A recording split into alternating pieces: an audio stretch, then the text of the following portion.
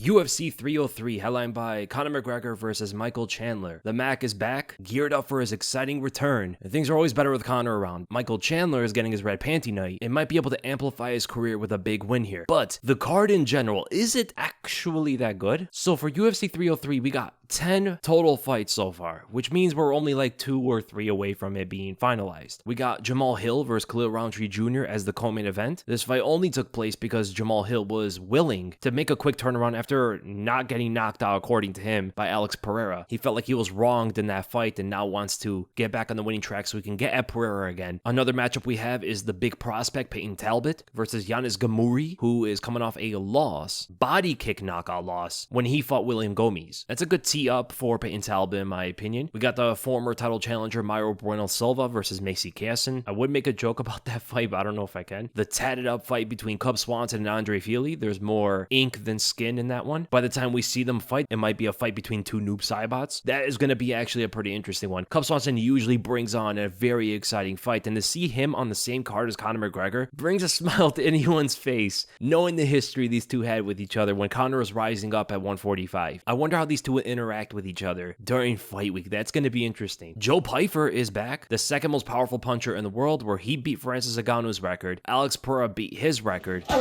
So Alex Pereira hits as hard maybe as a Hummer going full speed, and Joe Pyfer might hit as hard as a minivan going full speed. I don't know what the comparison would be now, but he's going up against Marc-Andre Barriault, which is a big step down in competition from who he just fought, Jack Hermanson, where he got fraud checked pretty badly. And I hope Joe Pyfer made those kind of adjustments that he needs to get himself back on the right track. Michelle Waterson versus Jillian Robertson is the fight for the fans. Man, this might honestly be Michelle Waterson's last fight. I don't know how she can compete anymore if she loses to Jillian Robertson, because she's 1-6 in her last 7 fights. Her last win was in September of 2020, a split decision win against Angela Hill, who a lot of people even thought that she lost against. It was very close for her to be on a 7-fight loss streak. But if she gets a 5th loss in a row now after the Angela Hill win, by losing to Jillian Robertson, that should be it for her. She's also 38 years old. It's going to be a tough fight for her. Andrei Arlovski is still fighting somehow, going up against a level 20 blob, Martin Boudet. And if he loses this one, that would be 4 losses in a row. I don't know if he would be cut, but man, he should be looking to retire. I don't know if Michelle Waterson and Andrei Arlovski are still with Jackson Wink, but man, they are not doing too great these days if they are. We also got Ricky Simon versus Vinicius Oliveira, which is a pretty good fight. And one of the best prospects at 125, Reis Tsuruya, he's going up against Carlos Hernandez. So I'll give the card a 5. 303 is a main event kind of card where Conor McGregor versus Michael Chandler is by far the most exciting fight on it. And probably the most exciting fight they can even put on. I mean, Conor versus Chandler is insane. Jamahal and Khalil Rountree is another good fight. I mean, Payton Talbott and Reis Tsuruya are great prospects to watch, but you can see these guys find any card.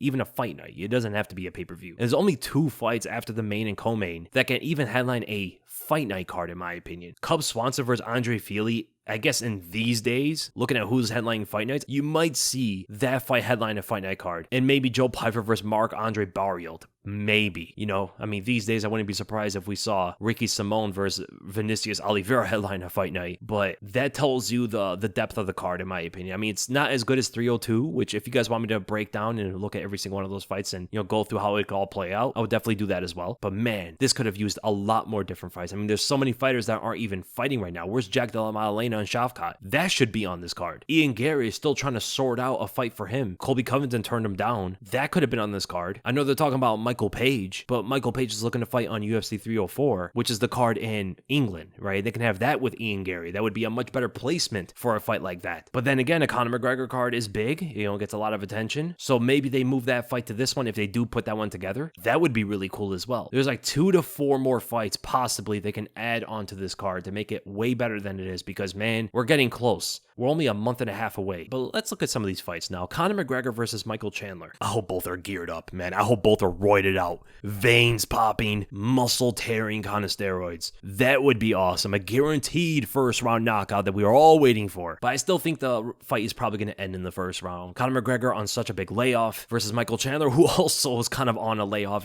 himself. He hasn't fought in a while. Most of their finishes are in the first round. Both are power punches. Southpaw left hand versus the orthodox right hand. And stylistically, Conor McGregor has such a good time against orthodox right-handed heavy fighters throughout his entire career. career. He's done so well against these kind of guys. What he calls them, the wrestler with an overhand. Michael Chandler's like the final boss of those guys. But the biggest thing that goes against Conor's style here is the fact that he might be super rusty and his defensive skills rely on head movement, you know, slipping on the outside of punches, especially the right hand in this case, and try to counter with his left hand over the shoulder. Kind of how we did against Ivan Butchinger, or even backstepping away, then finding the left hand like he did against Jose Aldo. Those kind of defensive moves require impeccable timing, and that timing might be gone because of all the ring rust. If he moves his head a millisecond slower, he could eat that right hand right to the mouth and get put out for it. Chandler hits like a truck, and Conor cannot make any mistakes here. Same thing with Chandler though. Chandler's wild sometimes, man. He gets reckless sometimes, and I can only imagine in a fight against Conor McGregor in front of that kind of crowd with millions of people watching, he might get wilder than ever. He might get more reckless than we've ever seen him before. Put his body through the fire. I do not imagine Chandler going for a takedown in the entire first round unless he gets rocked first and he has to. It becomes a desperate shot. That would be the way that Michael Chandler would shoot a takedown, I think. If he goes out there and starts the fight with a double leg takedown, he will lose so many fans, even if he won the fight like that. Because everybody's expecting the Michael Chandler that fought Justin Gaethje, the Michael Chandler that fought Dustin Poirier, the Michael Chandler that fought Charles Oliveira. That's the guy everybody's waiting for. And it's funny he lost all those fights, but it's going to be very exciting. You know, I'm expecting Conor McGregor to catch him with the left if he isn't too rusty. If he is rusty, I'm probably going to go with Michael Chandler knocking him out. So it's a fight that's pretty much 50-50. I think that fight split down the middle, unless we know the shape that Conor McGregor is actually in. But if we got the best version of each of these guys, I would definitely go with Conor McGregor. Then delusional Jamahal Hill, who still thinks he can outstrike Alex Pereira, who doesn't think he got knocked out, who thinks Herb Dean messed him over, not himself, who said he kicked Alex Pereira's hip, not a low blow, who thinks he just got pounced on after Herb Dean stepped in and doesn't remember the fight continuing after that. Well, he's going up against Bangkok ready Khalil Rountree. This is going to be a destructive fight. Khalil Rountree is not a kind of guy you want to trifle with lightly. This is a very serious opponent that can inflict devastating damage on you if you're not on point. He is one of the most violent fighters we've ever seen in the sport. And Jamahal Hill's brain is probably still wobbling around in his head from that left hook. Another left hook from Khalil Rountree could not put down Jamahal Hill again. I wonder if he did get knocked out by Khalil, if he would blame anybody else for it. But what I will say here is, if Jamahal Hill's on point and that knockout loss is not really affecting him for this fight, I think he should be someone like Khalil Rountree, who can get pretty wild, especially looking for his entry shots. Right, when he's from distance, he throws out a lot of good kicks, but I do think Jamahal Hill should be able to time those with his left straight or check right hook. Rountree's pretty good at distance. He's good at sniping you down when you're trying to get in, but Khalil Rountree is operating at the best of his abilities. He definitely showed that when he fought the GOAT Anthony Smith on paper. And Khalil Rountree's success is going to be if he is able to get in on Jamahal Hill and let the hands fly. Anything can happen in that kind of exchange, but I do think Khalil Rountree could get the better of Jamahal Hill if he is on the inside. Just getting there is the toughest part. Who do I pick as an early prediction? I'm probably going to go with Jamahal Hill, but that's a very scary fight. Then we go to the second hardest puncher in the world, Joe Pyfer, versus the very nice and cool Marc-Andre Barriault. I'm expecting Joe Pyfer to look a little bit different this time, make the adjustments. He is rather young, and hopefully he learned a lot from the Jack Hermanson fight. You know, Marc-Andre Barriault is a well-rounded orthodox striker. He has a decent jab, a decent left hook, will extend sometimes with the right strand. I think Joe Pyfer can find some of his counter shots there, and Joe Pyfer does have some serious power to him. It's just that he telegraphs all of his punches. It's crazy how much of a tell he gives you before he throws. If he kept everything in tight and precise without even extending too much, he would have so much more success. You don't need to wind up for all your power punches. I mean, in fact, the more seamless you make your punches, the more power they can deliver. Keep your form as textbook as you can, and I think Joe Pyfer should be able to get the win here, but man, I don't even know if he's fighting that way. I do think at the end of the day, Joe Pyfer is probably going to win a 3-round fight between them two. I think the power difference alone should be something going for him, but it's not a fight to be too confident in my opinion. Marc-Andre Barriault can definitely make some things work here. Now, Cub Swanson versus Andre Fili is going to be a war. Cub Swanson is going to be flinging his arms, haymakers all over the place, and I don't know if Andre Fili has the chin anymore to take those. Look at the way he got knocked out by Dan Ige in his last fight. That was very, very bad. Even losing to Joe Anderson Brito the way he did a couple of years ago. Those are some tough losses. And Cub Swanson, his brain is still there. I mean, this guy has not gotten knocked out from a headshot ever since he got Captain Falconed by Jose Aldo way back in 2009. Every other TKO loss, which actually are his last 2 losses, were leg kick and body kick TKOs. Now, he has definitely been through wars. He's definitely been hit to the head and stuff. He has yet to be knocked out, though, the way Andre Fili is. That Dan Ige knockout was something that might show us the future of Andre Fili's chin. Horrible, horrible loss. And I just can only imagine if Cub Swanson starts swinging from the bleachers and catches Andre Fili's chin, it would be over for him. And that's the way that Cub Swanson should be fighting some of these guys these days. showcase. Just try to overwhelm them. Now, Andre Fili has a good distance game. He should be able to connect with really good leg kicks on Cub Swanson, who doesn't check them too much. Push kicks to the body and just keeping it at the end of the jab would be a good tactic for Andre Fili. When he's switching stances and looking for the haymakers, backpedaling at an angle away from the given power hand while extending with the jab at all times is the best thing to go for Andre Fili in my opinion. But man, I might go with Cub Swanson as an early prediction here, as I just don't trust Andre Fili's chin in this fight. And for some reason, Cub Swanson does not slow down like another 40-year-old would. He looks decent for a featherweight 40-year-old, which is insane someone to be in that weight class and still somewhat relevant at that age. Other 40-year-olds would just be cut from the UFC because they can't compete anymore. And then we go to the pole dancing, cross-dressing, zesty soldier himself, one of the best prospects in the sport in my opinion. Really, really good fighter. Pretty cool guy outside the cage if you've seen some of his content on YouTube. Payton Talbott versus Yanis Ghemmouri. Boy, oh boy, is this going to be a showcase for Payton Talbott. And with the Conor McGregor crowd, I don't think it's coincidence that the UFC is putting Payton Talbott on that same card. I think they also see a future with him. But I wish he saw that in himself. I mean, if you ever seen like some of his interviews, he's talking about how he might not fight long. You know, he might retire soon and do something else. I hope not. He's got a really bright future, man. And if he puts things together, man, he could definitely be something big in the sport. This guy's got some serious skills, man. Very powerful fighter, really good chin, which he does rely on a little too much in my opinion. Right now, as he's young and his chin is fresh, he could take some of these shots pretty clean, but he should not make a habit out of this. That's the only thing that scares me about him moving forward, even against a guy like Ghemmouri. You know, he could get caught by anybody, but he does have some defensive skills. The times that Payton Talbott does move his head, it's actually pretty slick, but his offensive skills can be a big problem for so many 135ers. Ghemmouri relies on his jab a lot, but sometimes it comes out to pretty lazy, and I can see Payton Talbott punching right over those, or even countering with his own jab by pairing Ghemmouri's jab and then thrusting his right down the center, popping him in the face, because Ghemmouri doesn't have great head movement, keeps his chin up there, his head is usually really tall and his chin is open, very vulnerable to get hit, and this is the wrong guy to hold that kind of stance against. And Ghemmouri does not have a lot of good dexterity in his right hand. It's thrown very awkwardly, and it is quite obvious the way he throws it, especially those overhands that he likes to commit with. His kicks are very fast, especially that right low kick. His jab can be very fast, but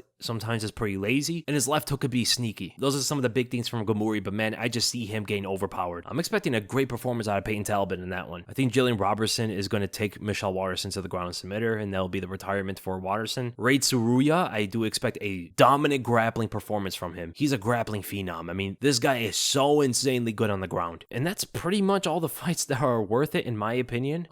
We'll see what else they add on this, but man, it's taken a lot of time. We're only a month and a half away again. The main attraction to the show was Conor McGregor versus Michael Chandler, because these days, for some reason, Conor McGregor cards are just not stacked anymore. The last stacked Conor McGregor card was when he fought Khabib, and that card was ridiculous. Ever since that, man, every other Conor McGregor card, he was pretty much the attraction to the card, and it still seems to be the same kind of thing here. Jamahal Hill, Khalil Rountree is going to be fun, and credit to Jamahal Hill for even making this a possibility. And I'm very high on Payton Talbott and Reis Tsuruya, but I like striking better than grappling, just for my taste. I respect both highly. Of course, grappling is very, very important, but it's a big reason why I do like Payton Talbott's striking style more than Reis Tsuruya's. Both prospects should have very good showcases that night. So I hope you guys enjoyed the video. Leave in the comments below, what do you guys think about this card? Is it great? What would you rate it out of 10? I personally give it like a 5 out of 10. You can't have all 10 out of 10 cards, you know. Most Conor McGregor cards are like 5 out of 10 because he's the main attraction to them. And as a hardcore fan, I like to see really good fights throughout the whole thing, you know. But I would say maybe for a casual fan, this card's like a 10 out of 10 because Conor is on it. Well, make sure to give this video a like, make sure to subscribe, hit the bell for notifications, and I'll see you guys in the next video, which is probably going to be the podcast by Friday.